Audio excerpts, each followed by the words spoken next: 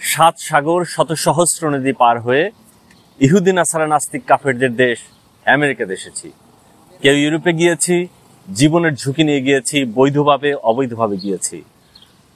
Libya সাগর পার হয়েছি, গিয়ে বলেছি আমাদেরকে একটু জায়গা করে দিন, আমাদেরকে একটা গ্রিন কার্ড দিন। এভাবেই আমরা ইউরোপ আমেরিকাতে এসেছি। আমরা কোনো ইসলাম প্রধান দেশ যেমন আফগানিস্তান, সৌদি আরব, ইরান, সেখানে আমরা যাইনি। আমরা এসেছি ইহুদি নাসারা নাস্তিক কাফেরদের দেশে।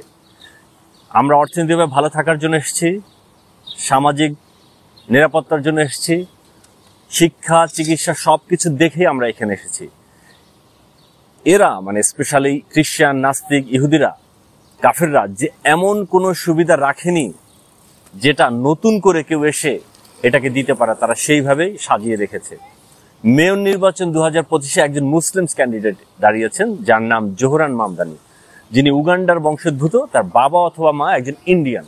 আমাদের যারা ভাই ব্রাদার আছে তারা দেখলাম এটা নিয়ে খুব শোডাউন করছে। তুমি কে, আমি কে, বাঙালি বাঙালি, তোমার ভাই আমার ভাই, জোহরান ভাই জোহরান ভাই, জোহরান আমাদের মুসলিম ভাই, তাকে ভোট দিলে আমাদের এই হবে সেই হবে।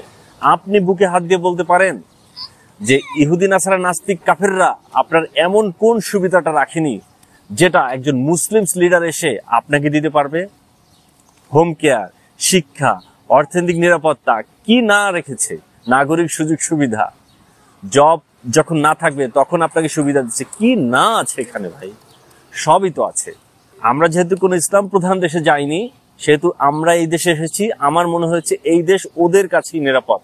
ওরাই ভালো জানে যে কিভাবে এই আমেরিকারে, ইউরোপে সুন্দর রাখা যায়।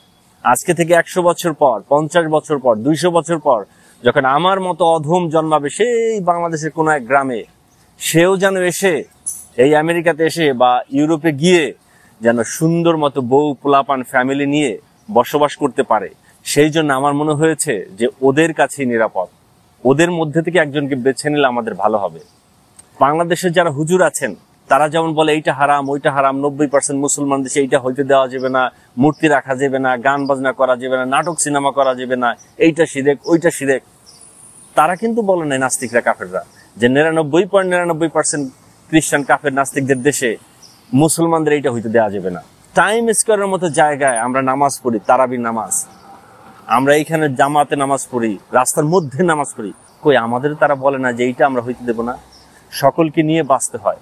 আমার মনে হয়েছে যে আমেরিকা তাদের কাছে সুন্দর, অতএব এই সুন্দর চোখ আমরা যদি ভালো রাখি তাহলে আমাদের জন্য যেমন ভালো, আজকে থেকে 100 বছর পরে, 200 বছর পরের জন্য এই পৃথিবীর জন্য ভালো।